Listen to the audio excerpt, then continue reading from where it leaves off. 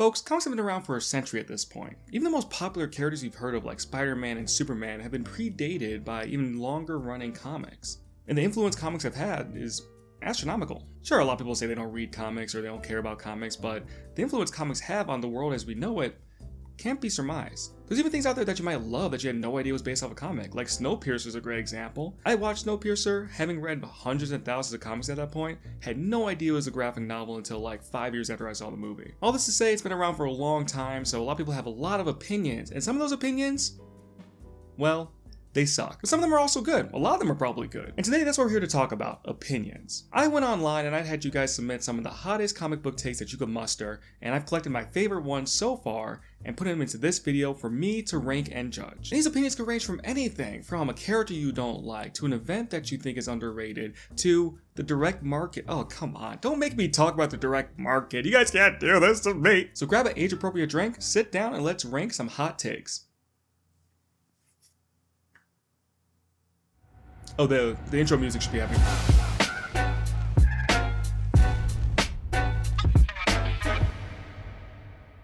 I'm not going to waste your time and explain what a hot take is. You know what a hot take is. You've seen it in every fandom. But the name of this game is that I'm ranking them, so it's all up to me. There's no judge, there's no jury, there's no executioner, thankfully. The only thing you have to deal with is my opinion. And honestly, isn't that why you're here? Isn't that why I'm here? To just talk to a camera and then like have a little parasocial relationship with you guys? Hopefully not. And just for fun, I didn't want to do the traditional S to F tier, so I made my own category. We have, you're crazy for this one. Now that's a hot take. Facts. Lukewarm, I can't follow you there, chief.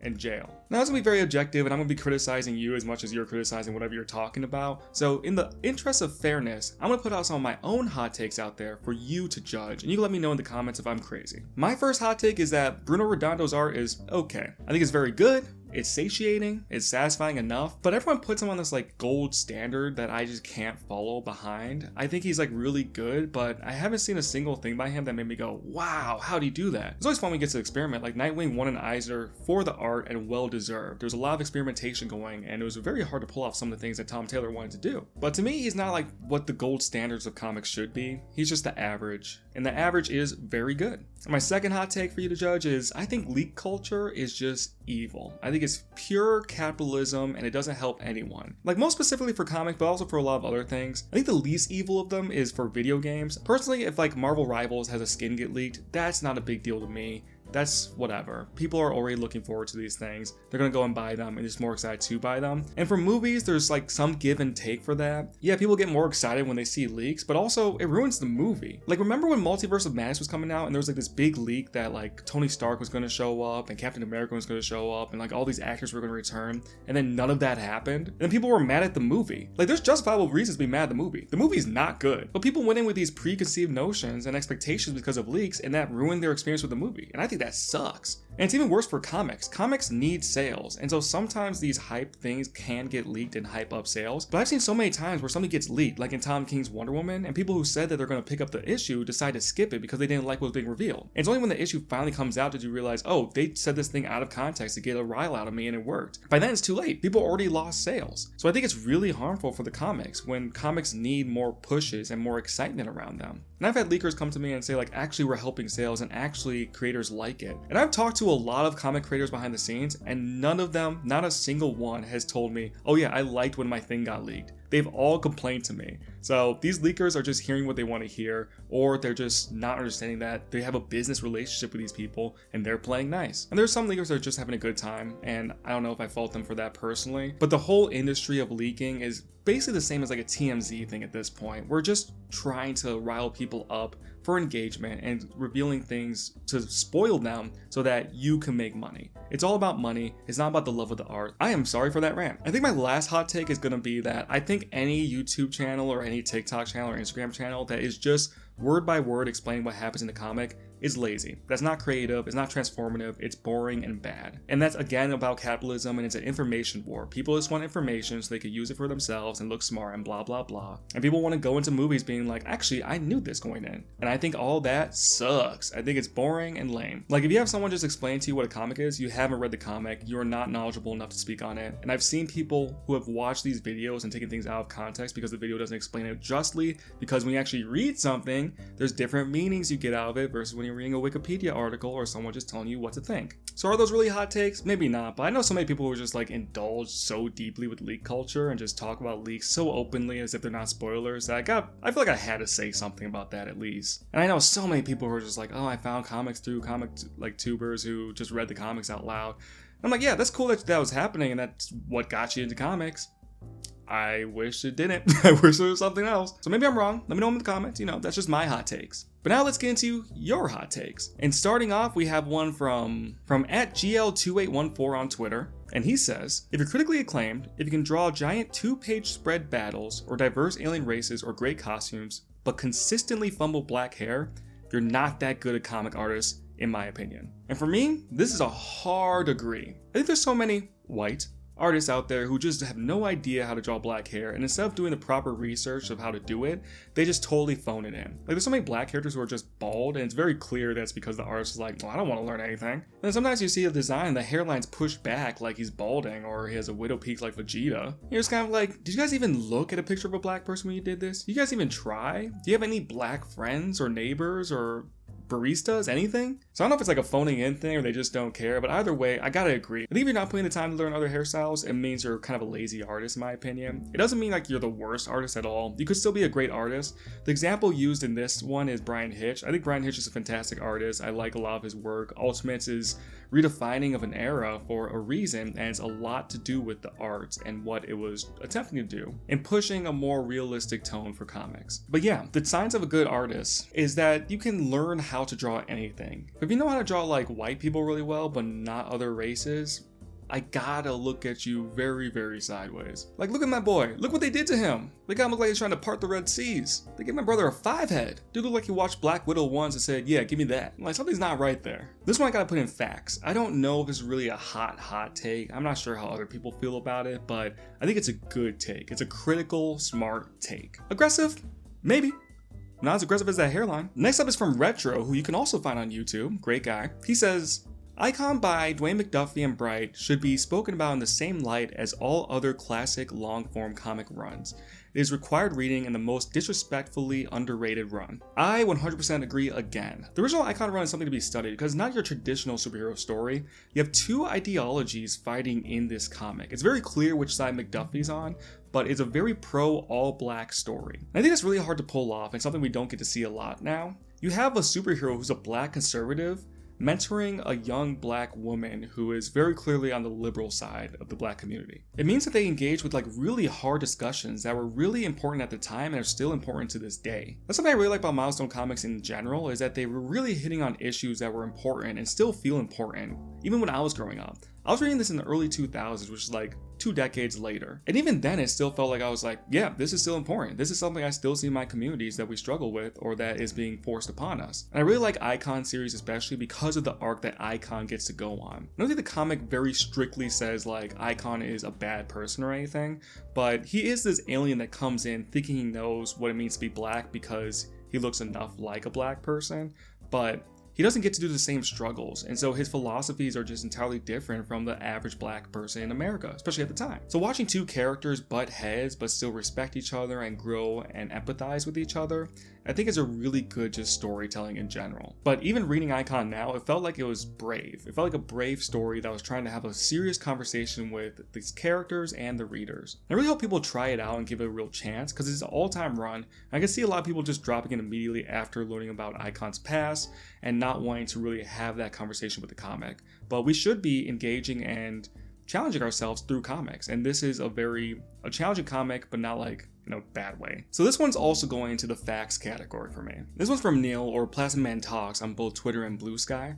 Continuity is important, as without it you'll end up seeing the same stories told over and over again without any real growth or care for what came before, because, quote, the author wants to tell a certain story, unquote, but it often ends up repeating a previous one. So my first opinion is, this is not a hot take. I think the general person is going to agree with this, that they like continuity and most people want continuity.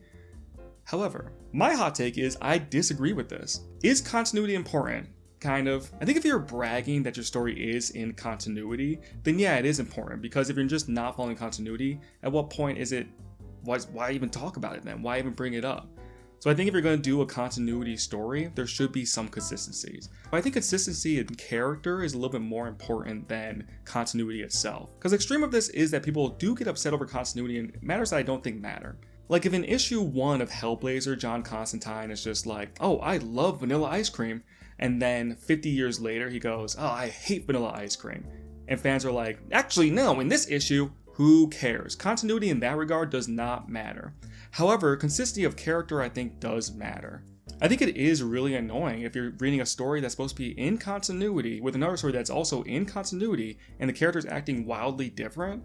It's not fun. Like if you're a fan of these books, why would you enjoy a book where a character's not acting like the way you think he should be acting? However, at the end of the day, the thing we like about stories is the stories, or what we should like about the story is the story. I do think story is actually more important than continuity. I don't care if continuity gets broken if it makes the story really good.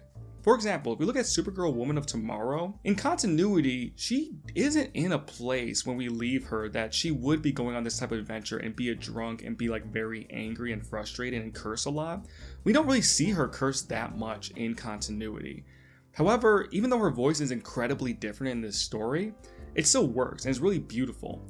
This is an in-continuity story that very clearly breaks continuity by showing Kara in a different type of light. Yes, Kara is a hothead, but usually not like this. Usually not like a true grit sailor who's just cursing up a storm. So would the story be better if they changed her voice? Maybe. Did it matter to the story? No, because the story was still beautiful. The story was way more important than what the continuity was saying at the time. That's maybe like a cheating example. I think when people are talking about continuity, they're talking about like bigger retcons, like if a character is acting entirely different or is doing something that's out of character. And even then I'm kind of like, I don't care. Like I remember when Human Target was coming out, everyone was super mad because the character writing in that was entirely different from how the characters act in continuity. And I was one of those people. I was looking at my boy Guy Gardner and I was just like, damn, this is not who he is, it's not how he acts. And then a year later I read the full thing in just one sitting and just like really took it in as for the story that it is. It's really good. It's a great story. Is it flawed? Absolutely. Is the writing of the woman in it really flawed? Absolutely. I will criticize that to my dying breath.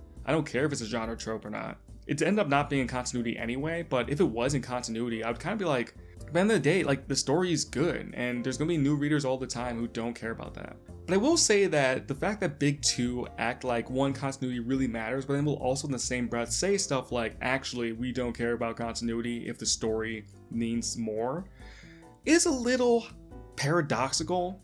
So I understand why people are like, well, choose one. If we're in continuity, then it matters. I respect that. So I'm a little conflicted on this one. This is somewhere for me between lukewarm and I can't follow you there. Because is it facts for me? I don't think so. However, I see everyone say this. I don't think this is a new opinion. I don't think this is a hot take. I think this is a lukewarm take. Next is from Jugger Grimm on Bluesky. Gambit is the worst thing to ever happen to Rogue. She's been handcuffed to that doofus for over 30 years. Her development had been hamstrung, and at least I'm gonna stop you there. You're right. I don't like Gambit. I don't need to read the rest of this. You had me at Gambit is the worst thing. Period. The end. I know a lot of people love Gambit. I know a lot of people grew up with X-Men 90s and whatnot. And they're like, oh, I love that. I don't care. I don't like him. Next. But I will give you this. People disagree with you and me. People love Gambit. I'm not one of those people. So I'm going to go ahead and put in, now that's a hot take. Next, from Red from Boulder Punch on Bluesky, we have Jason Todd was at his most interesting as a mannequin in the Batcave. Damn! Now this is fun. This is what I'm talking about. These are kind of hot takes I'm looking for. Give me something juicy here, folks. Don't give me those lukewarm shit. Give me that stuff where I'm like, ooh, how do I answer that? Ooh, baby, oh, I'm gonna get some flack for this. Now here's the thing. You're almost right. However, I disagree. Not because I think that Red Hood as an anti-hero is really interesting, but Pillhead Red Hood is peak Red Hood. Now, a lot of story happened without Jason Todd, but because of Jason Todd. We got to see a different type of Bruce Wayne who never failed really in this type of magnitude before, really have to struggle with the idea of like who he is and what he did. He put this kid in this situation. Sure, it was their choice and everything, but a kid died under his wing. That hurts and that's hard to get past. He went down a darker road because of this, and it's really not until Tim Drake, the third Robin, showed up that really snapped him back into reality. And even that took time, and I don't think he ever fully recovered from it. But it led to a lot of interesting stories. Tim Drake having to live up to 2 legacies, and also always have to overcome this wave of identity crisis. Like a lot of responsibilities put on Tim Drake's shoulders if you think about it. Like, it's not his fault, he didn't do anything wrong, but a Robin died, a child died. So of course Batman's gonna be like, I'm a little bit more watching you, you know? But personally, I'm a big fan of Under the Red Hood. I think it's a very fun story, and it's a challenging one for Batman. I think it's really hard, especially after 100 years of comics, to challenge characters that have been around that long. But I think Under the Red Hood does challenge his perspective a little bit in a unique way. Like having the dead Robin return and be like, why didn't you kill this guy? Like, what's your limit? When are you gonna actually break? Is a good question. I also have to disagree because I think Pillhead Jason Todd is the best Jason Todd. I think Jason Todd as a straight villain is just so fun. Like, you have this guy coming in who knows Batman, is looking at this other Batman, being like, this ain't the real deal, this ain't the guy. And it's like really challenging him in a different, fun way. I thought that was so fun. So I like the early versions of Jason Todd's return. I like the version that's going around hunting and killing criminals as a what are you doing? Look how I'm doing it better. And I also like the one who's like, I'll present you a real challenge and show you how it's really done. But once Red Hood became like an anti-hero, I was kind of like, I'm done here. We're not really saying anything new or interesting now. I think the dichotomy between Jason Todd and Tim Drake was interesting, and it's been explored a lot more in better ways, but introducing him back to the family, I think has been really detrimental to his character, and just something I'm not really interested in. But a lot of people love Red Hood as an anti-hero, so I have to put this in. Now that's a hot take. Should it be a hot take? No. Is it? Yeah, I'll give it to you. Next we have one from Kirby, or as you would know him from Comic Krackle. Nobody does it like Bendis. Facts. Next from Gwen from the Looking Queerly podcast we have, Ollie and Dina were realistic a pretty unhealthy couple when Dina was getting some of her best writing, and was smoothed over to make them the bland ship we've got today, largely tied at the hip. They should have never been married and work better as exes. Folks, take note. When I say I want hot takes, this is what I'm talking about. Hot, juicy takes. Give me that. Give me something controversial. Give me something crazy. Give me something wild. No more takes about like continuity this, continuity that. Give me this character dynamic that everyone loves is actually bad, and here's why. That's a hot take. That's what I'm looking for. Now let's really talk about it. They're right. Dina was really a complex character, especially under Grell. Now, some trigger warnings before we get into this about rape and sexual assault, but during this era, Dina was going through it. She did get raped by someone. It was very complex, and it was handled pretty well in my opinion for the time. But because of these hardships, she really got defined as a character and came into something of her own. But the relationship wasn't the healthiest. Ollie's possessiveness around Dina was considered charming in some areas, but was mostly written as a character flaw for Ollie and their relationship. It was something that was conceptually more about limerence than love. But I don't think that means like Ollie's a bad person or a bad character. I do think it just means he's a complex one. Now, was that her best writing? I'm not sure. I think that Gail Simone did a really good job with her in Birds of Prey. I think there's a lot of defining moments in that run that really elevated her character for me once again. But I do think that over time, her complexity as a solo character kind of diminished. Because they're one of the it couples of DC, they did get tied at the hip, and it did mean that the female character of the two did get some diminishing returns. Now, should they be exes? I personally cannot follow you there. I don't mind them being apart, but at this point in their juncture, I don't see the point in them being apart. I really do like their dynamics together, and I really do think there's room for them to grow together still, while still having complex relationship problems. But there's opportunity in a story for these characters to grow. In real life, I'd have a different opinion, but for the sake of the stories and these characters and continuity and yada yada yada, I do think that they work really well together, and I like seeing them together personally. But that does not mean anything that was said in this hot take was wrong. It's all pretty objectively true. Is this a hot take? Yes. Is it facts? Yes. But I gotta go with you're crazy for this one. Like I said, Dina and Ollie are one of the it DC couples. To break them up is a crazy concept, just conceptually, but there's backing to it. There's a lot of evidence as to why Gwen thinks this way, and I don't totally disagree. So crazy, but I'm with you on this. Not really with you, but you know, I respect you. Next from Sloppy Steaks. I hate it when Superman comics go big. I think Superman stories should be more reined in and personal. I'm sick of him fighting world-ending threats every Tuesday. Let him fight some common crooks. Now, this is a hard one to categorize, but let's talk about it a little bit first. I think we're all thinking about the same quote right now by Grant Morrison, so I'm not even going to say it out loud. I'll just show it on the screen. But yeah, the big thing that makes Superman a fun and interesting connective character for a lot of people who read his comics consistently is that he is a personal character. there's a lot of humanity in him. He's not just a guy who goes around punching his problems. He will try to talk to a lot of them. He does save cats from the trees. He does stop to just talk to someone who's having a bad day. And for us, that really makes him a level hero, like a working class, grounded character. We really like what he represents, which is that we can all be this good. He is something we can all strive to be. Can we move mountains? No. But can we talk to someone who's having a bad day? Yeah. Can we call our friend because we haven't seen him in a while? Yes. Can we share our lunch with the homeless man? Absolutely. These are things that we can all do and just give each other a little bit of grace. And that personal grounding is really what connects a lot of people to this blue Boy Scout character. But that's for a lot of people who read Superman. A lot of people who don't read Superman, their context for the character is that he's a powerhouse and that he's OP. They want to see this guy go Dragon Ball Z, Goku style, and just go crazy on someone. They want him to go to town on Zod, or to go hog wild on Metallo. These all sound like sex things, but I swear to God, this is supposed to be about fighting. So when we're talking about categorizing this, I do think this is a little bit of a hot take. I think in the comic realm of things, for comic readers, not the biggest hot take. I think a lot of people think this way, especially people who read Superman. But I think there's a general audience split on this, where a lot of people just see him as this do-gooder Boy Scout, and that's boring to them. That's why a lot of people like really lean into like, oh, Homelander's like Superman but better because he actually gets stuff done. Or same with like Invincible and so on and so on. Or even Injustice Superman, which I think is really what started this trend of like evil Superman actually might have a point. Which is crazy because that's not what the game says, but whatever. So I'm gonna give this to Sloppy Steaks. This is a hot take. But I also do like when Superman does get to have those big stories. Like recently the PKJ Warworld story I think is a good example of that blending of the personal versus big storyline. Superman should be telling these big stories that are still personal. So I think respectfully I have to put this in lukewarm. I don't know if this is a real hot take, like not spicy, and I don't think it's facts. So I have to put it in like a little bit lower than that, but it's like a respectful lukewarm. This isn't like me trying to dog on you. Next one's from Void Century on Bluesky. DC's got to cut down the size plus number of super families. So many characters just stuck treading water that no writer seems interested in doing anything with, but still have to keep around because fandoms on the internet will whine if their Blorbo dies or retires. Is this even a hot take? First of all, no. This is not a hot take and I'm sorry. However, I'm with you.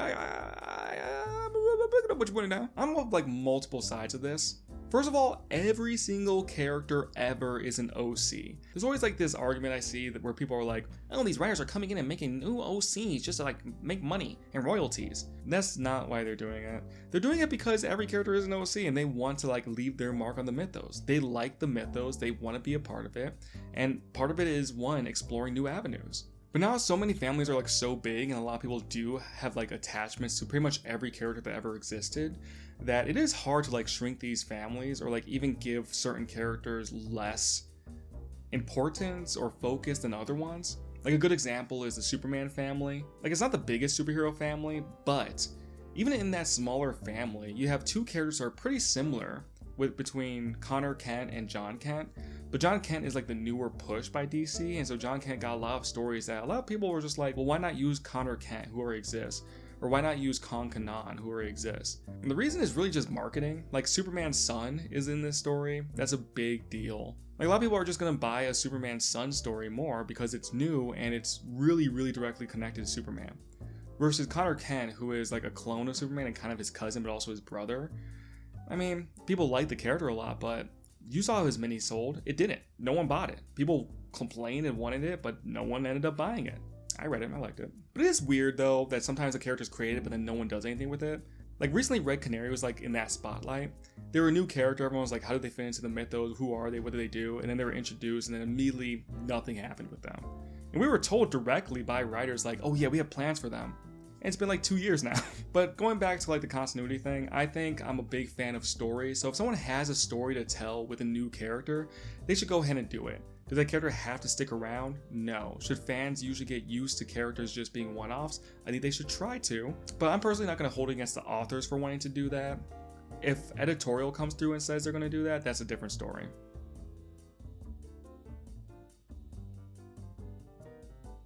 Next up we have... I've got a hot take, actually. Oh, Black Jesus? Close. Well, actually, not really, at all.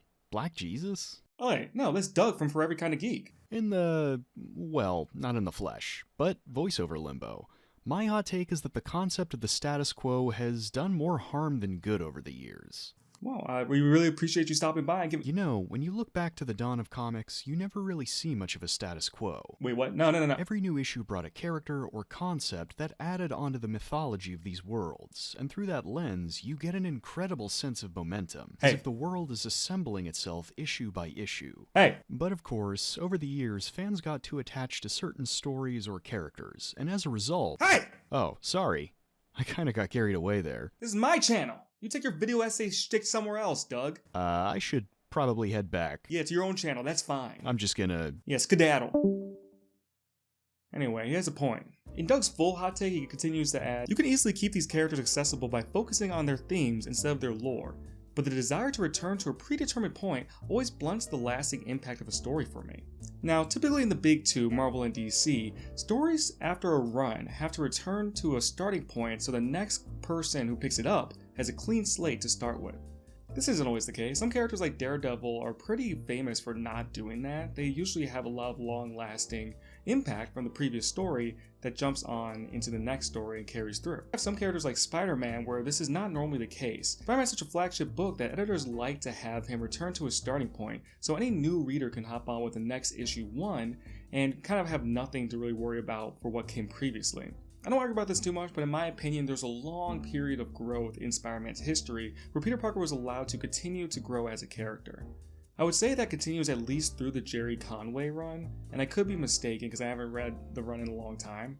But when I read through all of Amazing Spider-Man as a kid, it felt like there was a continuous growth for the character up until about the Clone Saga. A lot of books go through this, and I don't think it's really beneficial for most of them. And I know in the continuity hot take I said I prefer story over continuity, but consistency was always still a key frame for me. And growth is really important in all stories. If a character's not going to grow, why would we stay attached to them? What are we going to gain with them? Nothing. We don't learn, we're just seeing the same lesson over and over again, and that's not really interesting at some point. Another thing about returning toys to the toy box is that you lose opportunities for characters to do something interesting or meaningful. At the end of Secret Wars, it gets carried over that Dr. Doom is healed from his scar, which is either huge or small depending on which way you want to go. In my opinion, it should be small, he's a petty guy. But in the aftermath of Iron Man's death, Dr. Doom takes over as an Iron Man character, trying to almost redeem himself as well as his name. Infamous Iron Man is a really interesting character study of what a character is willing to go through in order to redeem himself. It's interesting to see old elements of Dr. Doom come through while he still struggles with that and struggles to be the hero he wants to be. But at the end of the run,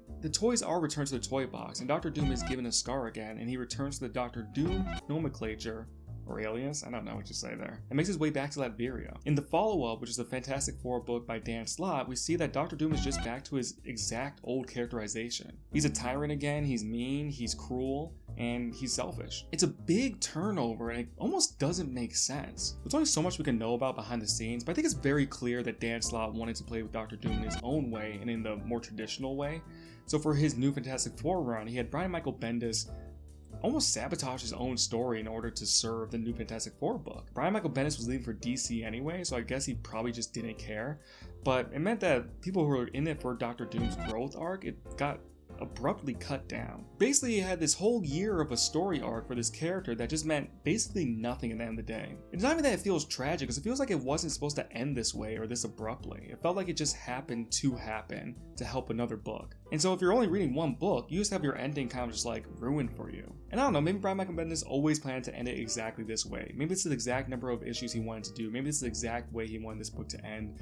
But it doesn't feel good, I'll tell you that much. And that's obviously just one example. There's a lot more examples to this. I have to agree with Doug on this one. It is really boring, I think, to just always reset things for a status quo's sake. Again, for a story's sake, okay, I'll give you a little bit more leeway, but specifically to not play with other people's toys and have a clean start, I think that's boring. What's the point of doing a never-ending story if there's no consequences that ever get carried over in a meaningful way? Like, as much as I didn't like Wells' run on Amazing Spider-Man, him carrying over the Green Goblin stuff was actually interesting. It's probably my favorite points of that series. It was interesting to see someone try to take on someone else's idea and play with it. And that's the interesting thing about Marvel and DC is watching other people take over from other people and seeing how they play together or continue that story. I don't know, it just seems like you're shooting yourself in the foot if you're just choosing purposely never to continue a story in an actual way and instead just restarting so there's always a new entry point. You don't have to start from ground zero every time. People are smarter than that. It's kind of insulting actually at some point. And I talk a little bit more about this in my first video, how to get into comics. Go check that out for my full thoughts on that. So is this a hot take? Probably not. But I will put it under facts, because I super agree with this, and I can't think of a single argument against what Doug's saying. Next up is from number 1 Archie fan. You can't please comic fans when it comes to adaptation. They want auteur movies for their superheroes, but as soon as said auteur differentiates from the idea of the character and makes it their own, they lose their shit, and the auteur automatically hates comics. See OzCop. I fundamentally disagree. I think you can please comic fans. You can't please all of them. Let's be serious. Yeah, you can't please everybody. That's ridiculous. But yeah, of course you could please comic fans. My big disagreement is that I think that fans aren't looking for auteur movies. I also don't know how to say that. Auteur? Auteur? Yeah, they're looking for auteur movies. What they're looking for is soul. They're looking for a soul in the movies they're watching. Yeah. Of course, everybody wants their favorite superhero to have like the best adaptation possible, but what they're looking for is for their character to come to life. I think the best example is Blue Beetle. Now, Blue Beetle kind of flopped in the box office, and I know a lot of people didn't see it, but a lot of people who did see it were pleasantly surprised because the heart of the character really showed through. Was it the most impressive movie? No. Was it the best movie of all time? No. But it was a solid movie that understood that the heart of the character is in his identity and his family. And so the movie did that while never shying away from the fact that this is a movie based off a comic book. It went balls to the wall, didn't try to be super realistic, it just decided, hey, let's tell a heartfelt story and have fun. I think that's what everyone's looking for. They just want to see their character come to life. Not one for one, but close enough in the soul. An example with OzCop I think is really silly because OzCop is a dumb name. OzCop is a dumber name than Oswald Cobblepot.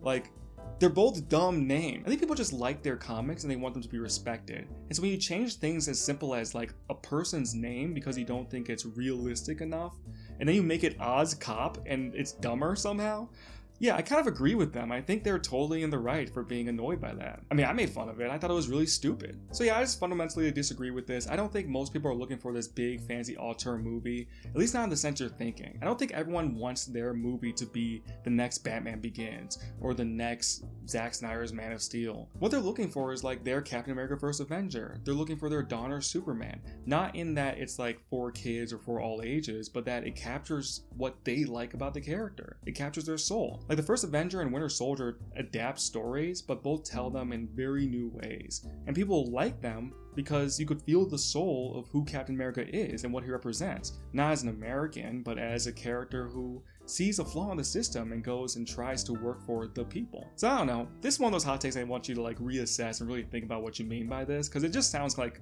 you're kind of biased and complaining. I'm up with this one and I can't follow you there. I really feel like jail is really preserved for a take that is so extremely bad or crazy or criminal, I just cannot endorse it whatsoever. This is one of those takes that, yeah, it's hot in one sense, but one, everyone said this before. Like, everyone complains about people complaining about comic adaptations. This isn't really new, it's not fresh, and I also just don't agree with this, so I really just can't follow this one anywhere. Next one's from, oh great, Anne writes comics. Ugh, I bet she reads them too, what a loser. She's probably on a podcast called The Comics Collective or something, alright chat? Anne says, comics need more sex. There's a false dichotomy that has been established where sex eroticism is viewed as only objectification, and the only way to avoid that is to simply not have it. Not only is this false, as it is easy to make comics sexy without being gross, I think it hurts more than it helps. Per usual, Anne is both horny and right. At least in America, sex has really moved away from romanticizing and moved towards objectification and commercialization. It really sucks because sex is great. Who doesn't like sex? I'm great at sex. Ask anybody. They'll tell you. I know, spoken like a man who's had sex before. Comics have had an issue with objectification in the past and still does, but we are moving into a place where it is more about the art, I want to say. It does seem like we were on this like line of like learning more about sex, and then it suddenly drastically dropped from, oh hey, let's learn about sex and really take care of ourselves, to sex is weird and gross and shouldn't be shown anywhere. I've seen a lot of teens and young adults say that they don't want sex to be in their movies and shows and that it's a waste of time. I think that's interesting. It's really interesting as we're learning more about sex and trying to educate ourselves, and at the same time as our government's trying to block the education of sex, we're all kind of moving towards this more Puritan way of thinking. Like, we were learning the right lessons of like, oh, we shouldn't be objectifying people on TV by their bodies, but we're boomeranging right back to sex shouldn't be shown at all. I think that's interesting. I think it's also dangerous because sex is something we have to talk about. People will learn about it one way or another. So if we're not educating our younger people about it and how to do it properly, how to consent to it, how to understand consent, and, you know, listen to consent, we'd be moving more towards a dangerous place than we already are. So do comics need more sex? I don't know. I still see a lot of sex in the comics I read, but I also read a lot more indie comics than I do anything else. But I do think that when we do show sex, not just sex, but also like sexy characters or characters that are attractive, we have to be more even Stevens about it. Like even playing Marvel Rivals, you look at the characters and how they're really displayed, and with the exception of Venom, the girls really pop out and have like very similar body types, while the men are this huge range of masculinity. And it's very clearly kind of objectifying the woman and showing a very standardized body type for them. And just because I like the game and like the art and like the body types doesn't mean that it's not more of a conversation we can have and probably should have. So kids, if you're watching this right now, I don't know if you should be, but kids, if you're watching this right now, go ask your parents about sex. And adults too, go talk to your parents about sex. Ask them how their sex life is. Ask them if they get nasty with it. Do they do the Eiffel Tower? The Fandango? The Nosferatu? The Batman? 69? The Iron Casket? I made those up, I think, hopefully. I mean, one that was definitely real for sure, right? Now this one I'm gonna put in, now that's a hot take. Because yes, it is facts, but we're talking about sex, so it's always hot.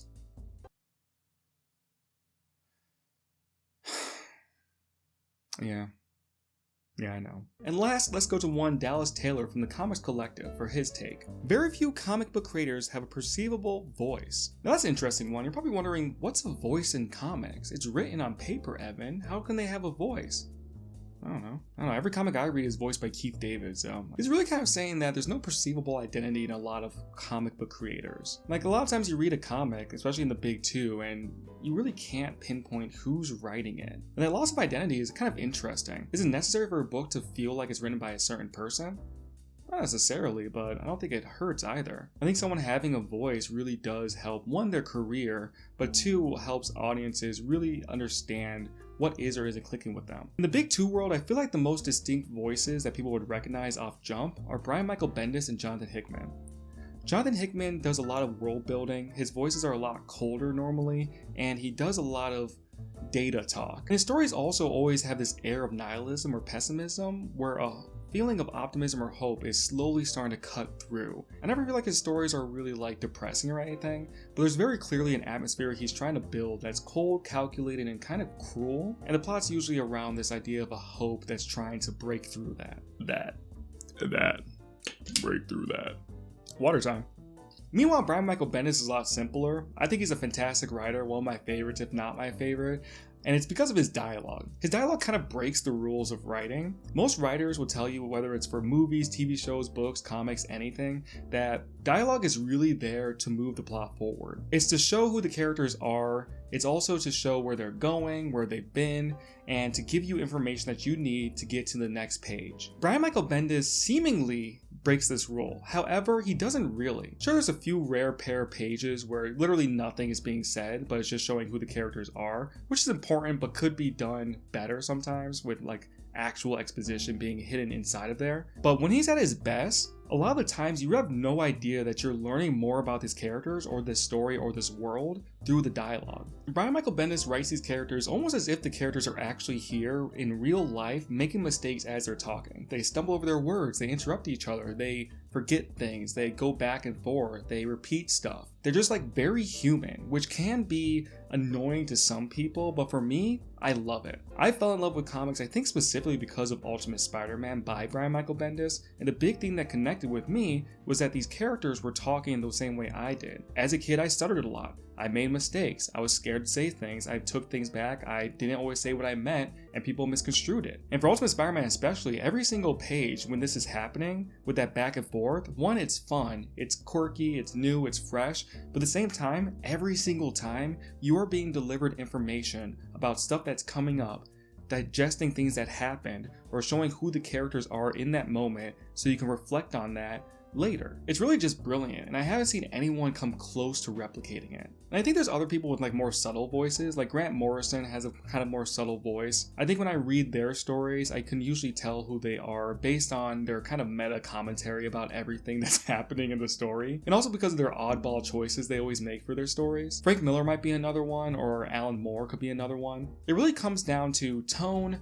theme, dialogue, and just writing choices. And nowadays, a lot of creators both want to and have to write a bunch of different characters and different genres. And because of that, I think their voice kind of gets lost because there's so much experimentation going on and so many different points trying to be hit. Sometimes you have to just write a story that's just a straight up superhero story. And where I'm coming from, that kind of does get a little bit annoying. I'm not here to pick on creators or anything, but to be critical a little bit, I think Jeremy Adams falls under this umbrella of voiceless writers for me. Like whether you're reading his Green Lantern or Aquaman or Flash, they kind of have all the same just generic superhero voice. You have no idea who's writing these books, and going from one book to the next, you still won't know who they are. There's not really anything being perceived from this except for, hey, I liked one era specifically of these characters, and that's what I'm trying to bring back. I think Jeff Johns also falls under this category. Like, when you read one of his stories, you're like, oh, he's gonna bring back some Silver Age character I never heard about, or bring back a character who's been dead and has been dead for a reason and has a legacy character already out, but he's gonna bring it back because he wants to and some other fans do. That sounded more personal than it actually is. Then some writers have a voice, but I think it's like a bad voice. Like, personally, I'm not a fan of Tom Taylor's writing. Every time I read a Tom Taylor book, I know exactly it's a Tom Taylor book because his characters talk like they're talking to someone who doesn't know what words are, so they have to over-explain everything. And on top of that, it feels very written for a Twitter audience. That might be a hot take. Should I write that? I won't write that down. Talk about lukewarm takes. Holy shit, man. And again, this is just to show examples. I'm not here to bully any creators or anything, but I do want to be critical and honest about how I feel about these works to give examples so you could better understand what I'm trying to get at. So I do agree with this. I think very few writers have a perceivable voice. So I don't know exactly where to put this one. I think it's in facts. This is a factual thing to say. I don't know if everyone's going to get it. I don't know if everyone disagrees or agrees with this already. It's a new, fresh take that I haven't seen a lot of people discuss personally. But is it a hot take? No. Is it a cold or lukewarm take? Also no. It's a fresh take and I like it. These are the conversation starters we need, folks. These are discussion points. We should be talking critically and openly and disagreeingly about comics like this. I'm always like in a musical mood. I always want to do a musical. Should we just do a musical? Is that crazy? Am I crazy? I guess we could just do a musical. And there you have it. This is the official ranking right now for the different comic book hot takes you wrote in. Sorry I couldn't get to everybody's, but I'm trying to keep this under like 30 minutes, hopefully. But let me know what you guys think. Do you guys agree with my assessments? Do you think that all the facts are facts and all the lukewarm takes are lukewarm? Let me know in the comments if you want to have more conversations about this, and also let me know if you want another video like this. I had a lot of fun talking about this. I hope no one took anything personally. Obviously, we're just here to have fun, and it's more about a conversation starter than it is about being mean to each other. If you want to hear more talk about comics and to join more conversations about them, please like and subscribe. Please. Please like and subscribe. Bye.